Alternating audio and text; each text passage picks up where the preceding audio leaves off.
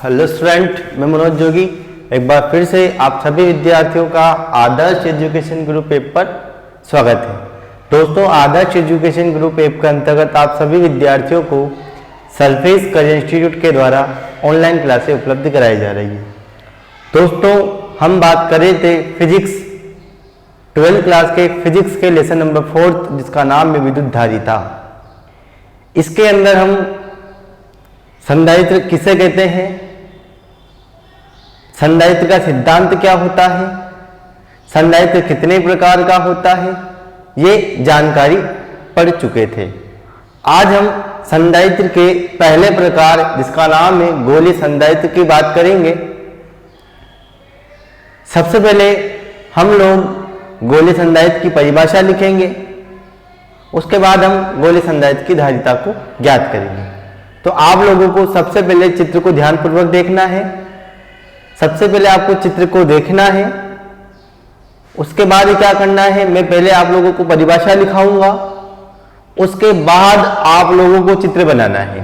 पहले क्या करना है, पहले परिभाषा नोट करनी है, उसके बाद ही चित्र बनाना है, ठीक है। इसलिए लेकिन मैं आप लोगों को पहले चित्र के माध्यम से इसे समझाऊंगा, ठीक है।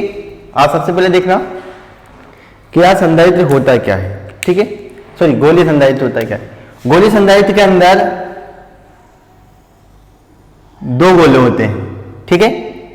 दोनों गोलों के केंद्र एक ही बिंदु पर होते हैं। इन्हें अपन क्या बोलते हैं, समकेंद्रीय बोलते हैं, ठीक। मैंने आप लोगों के सामने दो गोले बनाए। पहले गोले का नाम ए है, दूसरे गोले का नाम बी है। दोनों समकेंद्रीय है, दोनों का केंद्र ओ बिंदु पर स्थित है। पहले वाले गोले की त्रिज्या का मान तो होगा R1 होगा और दूसरे वाले गोले की त्रिज्या का मान होगा R2 होगा। पहले वाले की त्रिज्या R1 और दूसरे वाले की त्रिज्या R2, ठीक है। जब मैं पहले वाले गोले को धनात्मक आवेश देता हूं तो आवेश इसकी सतह पर एक समान रूप से वितरित हो जाता है। आप लोग ध्यानपूर्वक सुनते जाना। मैंने आवेश दिया तो आवेश की सतह पर एक समान रूप से वितरित हो जाता है, ठीक है। हो चुका है।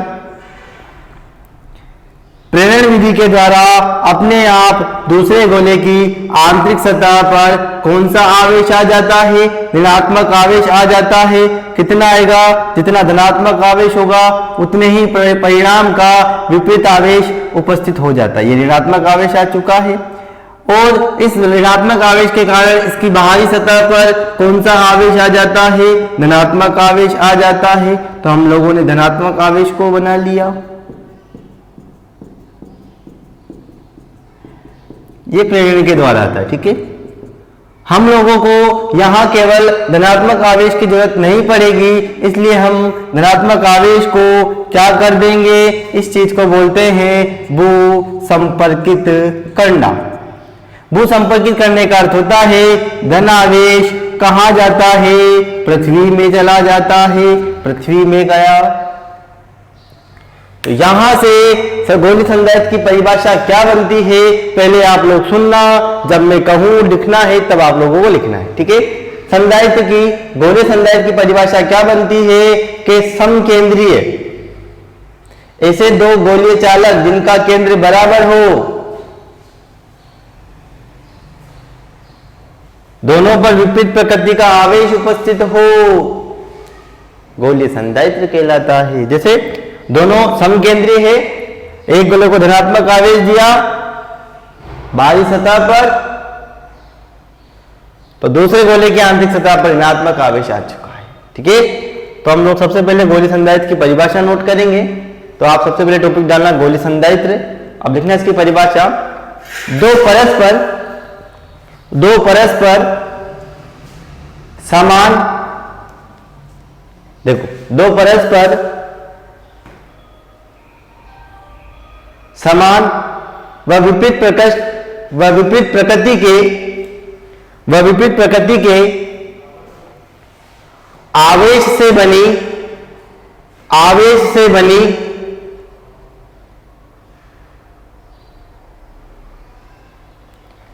लगभग समान आकार के समकेंद्रीय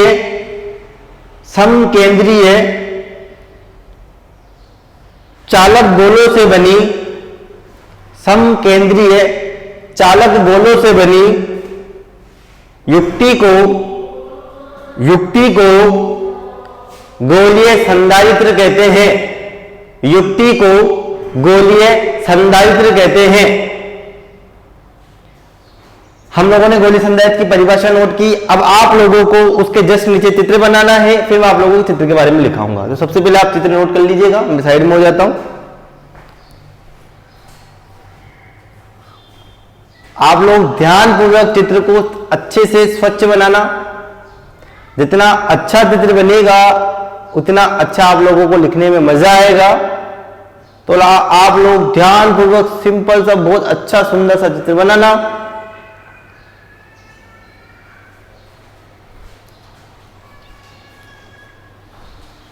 आप लोगों ने चित्र नोट कर लिया होगा। अब मैं आप लोगों को चित्र के बारे में पहले थोड़ा सा बता देता हूं, उसके बाद में लिखाता हूं। चित्र के बारे में अपन को लिखना क्या, चित्र अनुसार दो गोले हैं जिनका केंद्र O बिंदु पर है। पहले सुनना आप लोग, चित्र अनुसार दो गोले हैं जिनका केंद्र O बिंदु पर है। पहले गोला की त्रिज्या का मान A1 है, दूसरे गोले की त्रिज्या का मान R2 है। जब पहले वाले गोले को धनात्मक आवेश दिया जाता है तो प्रेरण विधि के द्वारा दूसरे गोले की आंतरिक सतह पर ऋणात्मक आवेश, जबकि बाहरी सतह पर धनावेश आ जाता है। पहले वाले गोले को बाहर वाले गोले धनावेश को भूसंपर्कित कर देते हैं, समस्त धनावेश पृथ्वी में चला जाता है। हमें गोलीय संधारित्र की धारिता ज्ञात करनी है और धारिता का सूत्र होता है C बराबर Q/V। मतलब मुझे सबसे पहले V ज्ञात करना पड़ेगा। V ज्ञात करने के लिए पहले गोले के कारण उत्पन्न विभव अलग होगा, दूसरे गोले के कारण उत्पन्न विभव अलग होगा। तो कुल विभव ज्ञात करने के लिए, पूरे गोले का विभव ज्ञात करने के लिए मैं पहले गोले के विभव और दूसरे वाले गोले के विभव को आपस में जोड़ दूंगा।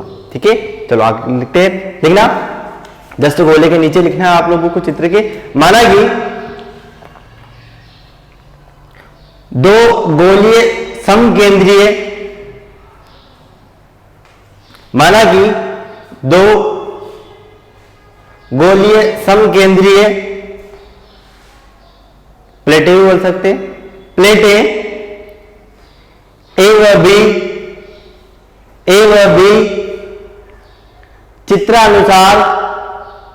चित्रानुसार स्थित है।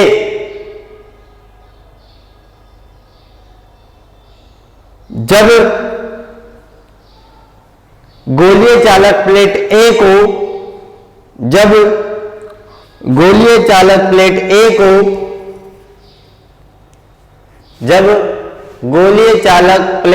को धनात्मक आवेश देते हैं तो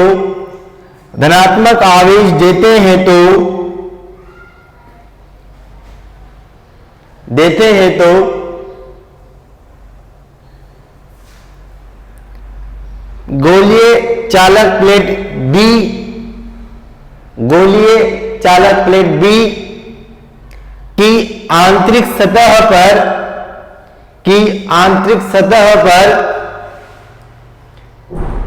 प्रेरण विधि के द्वारा समान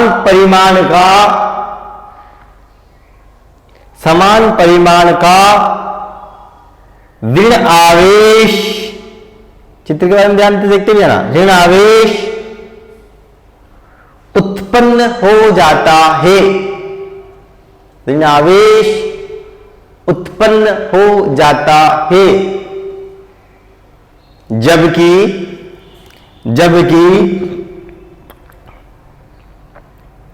बाहरी सतह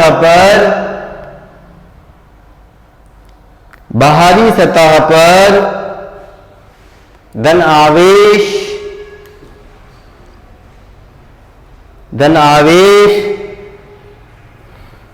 एकत्रित हो जाता है। अतः इस धन आवेश को भूसंपर्कित भूसंपर्कित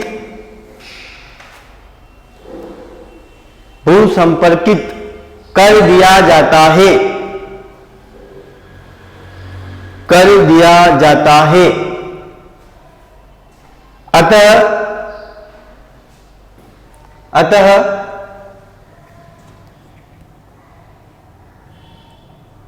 अतः अंदर स्थित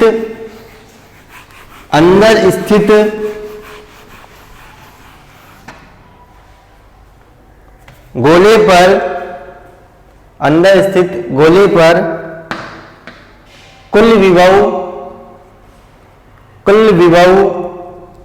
V हो तो, V बराबर कितना आएगा बेटा, V हो तो उसके बाद आप देखने सबसे पहले V बराबर आएगा VA प्लस VB।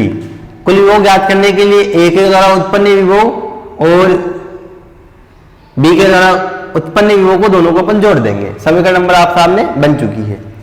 फिर मैं आप लोगों के सामने पहले आप ध्यानपूर्वक देना, फिर VA किसके कारण उत्पन्न है, धनात्मक आवेश के कारण, पहले आप देखना उसके बाद नोट करना, आवेश के कारण चालक गोले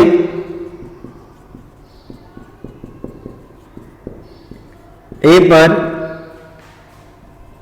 उत्पन्न विभव VA बराबर कितना होता है, आप लोगों को पता है विभव का मान होता है K Q अपॉन R, त्रिज्या का मान R1 है, तो यहां कितना लिख देंगे अपन R1। धनात्मक आवेश इसलिए कोई भी चिन्ह नहीं लगाएंगे। धनात्मक आवेश के कारण चालक गोले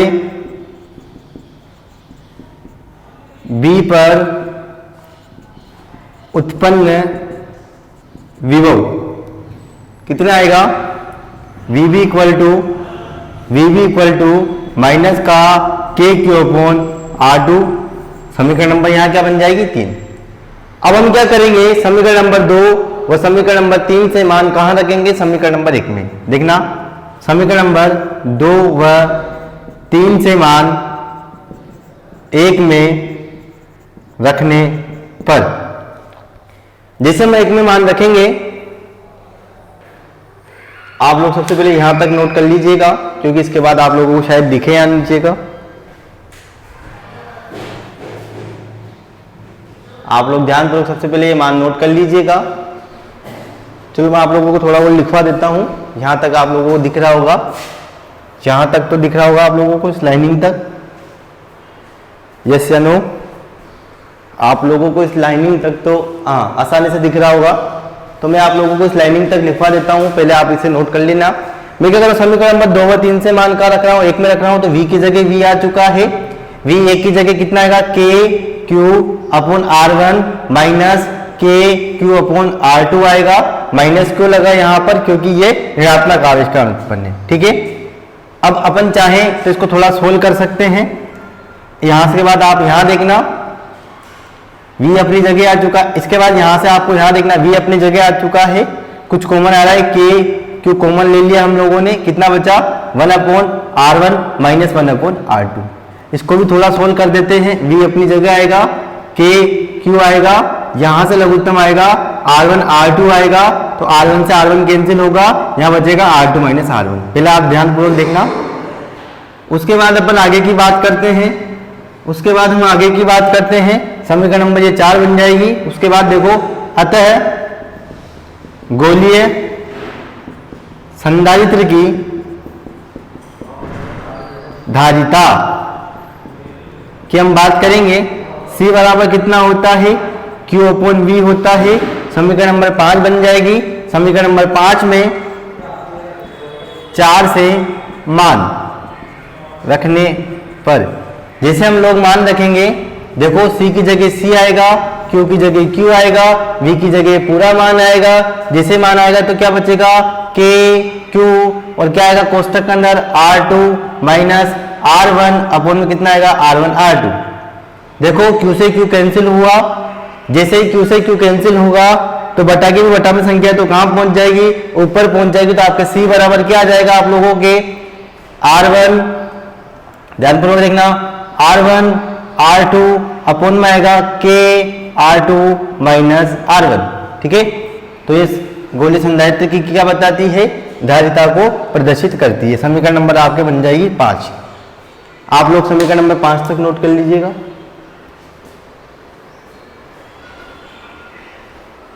समीकरण नंबर 5 गोलीय संधारित्र की धारिता को प्रदर्शित करती है। आप लोगों को ध्यानपूर्वक दिख रहा होगा समीकरण नंबर 5 तक। समीकरण नंबर 5 गोलीय संधारित्र की धारिता को प्रदर्शित करती है। आप लोग समीकरण नंबर 5 तक स्पष्ट रूप से उतार लीजिएगा। आप इसे ध्यानपूर्वक देखना। जैसे आप ध्यानपूर्वक देखोगे, बीच में अगर कहीं वीडियो धुंधली आ जाती है तो आप इसे आगे तक देखोगे तो साफ हो जाएगी आराम से, ठीक है। तो आप इसे देखते रहना अच्छे से, कंफ्यूज मत होना। हम लोगों ने समीकरण नंबर 5 तक उतार ली है। आगे की हम बात करेंगे।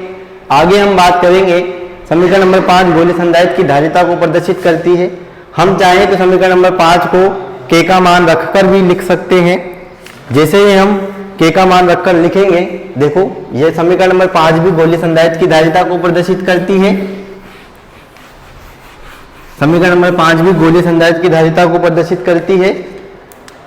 ध्यान रखना बेटा, आपको एक थोड़ी देर के लिए धुंधला सा महसूस होगा, लेकिन जैसे आप आगे देखोगे तो आपको पूरा साफ निकल जाएगा। समीकरण नंबर 5 के बाद आप यहाँ ध्यानपूर्वक देखना। समीकरण नंबर 5 के बाद आप लोगों को यहाँ देखना है। देखो बेटा, C बराबर मैं देखो यहाँ के का मान रखूंगा R1 R2। के का मान जो होता है वो होता है 1/4 पाई एप्सिलॉन नॉट होता है। हम लोगों को पता है R2 माइनस R1। मैं यहाँ लिख देता हूँ, चूंकि के बराबर होता है 1/4 पाई एप्सिलॉन नॉट। देखो बेटा, बटा के बटा में संख्या तो ऊपर पहुंचेगी, तो C का मान आप लोगों को अगर ये पूछ ले तो ये भी निकाल देना, 4 pi epsilon not R1 R2 upon R2 minus R1। दोस्तों, यहाँ समीकरण नंबर 5 व समीकरण नंबर 6 गोलीय संधारित्र की धारिता को प्रदर्शित करती है। तो समीकरण नंबर 5 व 6 आप लोगों ने नोट कर ली होगी। समीकरण नंबर 6 के नीचे लिखना, अतः समीकरण नंबर 6 के नीचे लिखना है, अतः समीकरण नंबर 5 व 6 समीकरण नंबर 5 व 6 गोलीय संधारित्र की धारिता को प्रदर्शित करती है। आगे लिखना, 2 लाइनें हो रहे। अतः समीकरण नंबर 6 से स्पष्ट है कि गोलीय संधारित्र की धारिता को निम्न प्रकार से बढ़ाया जा सकता है। कैसे बढ़ा सकते हैं आप लोग इसे ध्यानपूर्वक देखना। सबसे पहले पॉइंट नंबर बढ़ाया जा सकता है, पॉइंट नंबर फर्स्ट देखना।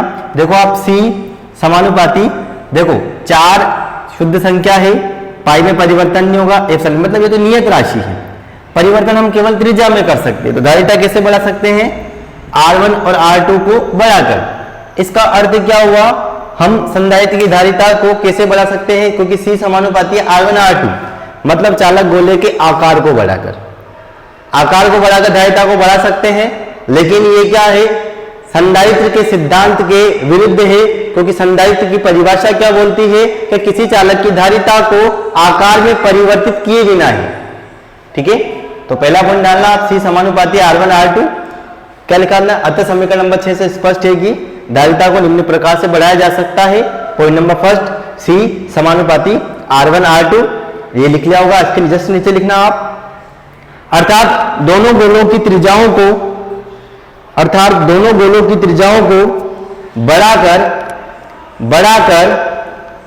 गोलीय संधारित्र की धारिता को बढ़ाया जा सकता है। लेकिन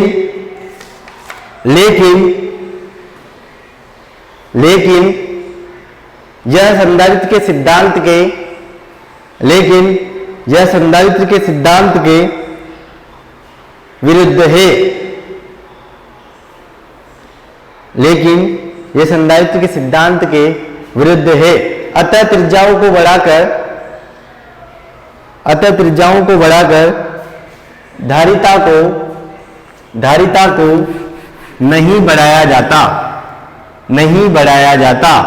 ठीक है, उसके बाद हम बात करेंगे पॉइंट नंबर 2 की। आप पॉइंट नंबर 2 को भी ध्यानपूर्वक देखना। देखो C समानुपाती है 1/R2 माइनस R1।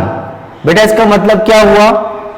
इसका अर्थ है जितना अंतर कम होगा, दोनों त्रिज्याओं में अंतर जितना कम होगा धारिता उतनी ज्यादा, क्योंकि C व्युत्क्रमानुपाती है R2 माइनस R1 के, मतलब दोनों की त्रिज्याओं के अंतर जितना कम होगा धारिता का मान उतना ज्यादा होगा। इसलिए मैंने बोला था दोनों चालक प्लेटों के मध्य अल्प दूरी रखी जाती है। क्यों रखी जाती है? ताकि दोनों के मध्य अंतर जितना कम होगा धारिता का मान उतना ज्यादा होगा। तो पॉइंट नंबर 2 लिखना। पॉइंट नंबर 2 C समानुपाती 1/R2 माइनस R1। उसके जस्ट नीचे आप लोगों को लिखना है, अर्थात दोनों गोलों के मध्य की दूरी को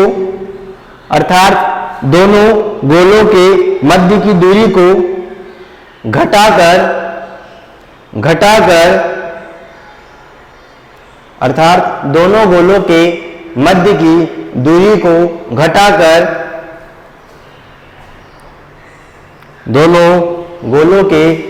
की दूरी को घटाकर धारिता को बढ़ाया जा सकता है। ठीक है, तो आपके गोली संधारित्र का ये पोर्शन यही समाप्त हुआ। ये चीज कब के लिए थी?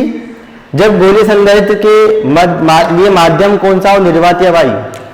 इसी के नीचे आपको स्टार बना के लिखना है। छोटा सी चीज है, किसी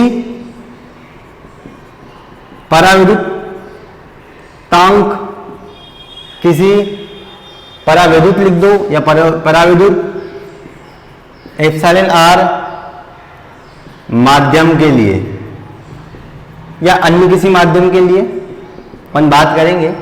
देखो दोस्तों, अन्य किसी माध्यम के लिए धारिता को CM के द्वारा लिखते हैं 4πε0 R1 R2, और आप लोगों ने प्राप्त किया था R2 माइनस R1, ये प्राप्त किया था। ये धारिता कब थी? जब दोनों के मध्य जो माध्यम हो क्या हो? निर्वात या वायु। जब परावैद्युतांक बड़ा होता है तो धारिता का मान उतने ही गुना बढ़ जाता है। मैंने आप लोगों को बताया था, तो यहाँ साथ में आ जाएगा एप्सिलॉन R, C की जगह आ जाएगा CM, ताकि आप लोगों को लग जाए कि अन्य किसी माध्यम की हम बात कर रहे हैं, तो आप लोगों के ये बन जाएगा। ठीक है, चूंकि आप चाहे तो इसको थोड़ा और लिख सकते हो। कैसे? तो चूंकि आपको पता है C बराबर कितना होता है? 4πε0 R1 R2, तो R2 माइनस R1। ठीक है, तो मैं उपरोक्त समीकरण में मान रख दूंगा। उपरोक्त समीकरण से ध्यानपूर्वक आप देखना, 4πε0 R1 R2 की जगह और अपॉन R2 माइनस R1 की जगह क्या आ जाएगा? C आ जाएगा। तो CM बराबर आप लोगों के सामने आ जाएगा एप्सिलॉन R, और यहाँ आ जाएगा C। ठीक है, तो ये आप लोगों के सामने समीकरण बन जाएगी। आप लोग यहाँ तक नोट कर लीजिएगा। उसके बाद मैं आप लोगों को लास्ट में एक लाइन लिखाऊंगा। लाइन क्या बनेगी कि अन्य किसी माध्यम में या एप्सिलॉन R परावैद्युतांक में रखने पर धारिता का मान एप्सिलॉन R गुना बढ़ जाता है। ठीक है, तो आप लोग ये नोट कर लीजिएगा। उसके बाद लिखना, अर्थात दोनों गोलों के मध्य किसी परावैद्युतांक माध्यम को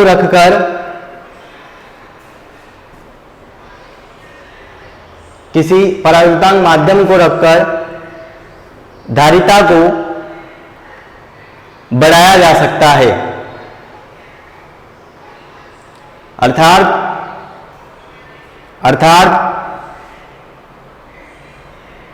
जब दोनों गोलों के मध्य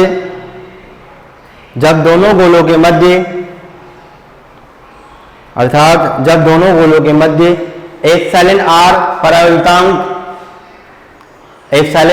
परावैद्युतांक होता है तो धारिता का मान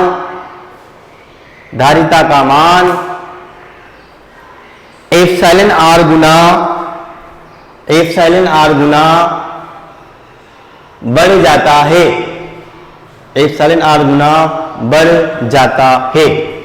ठीक है दोस्तों, तो आज के लिए सिर्फ इतना ही।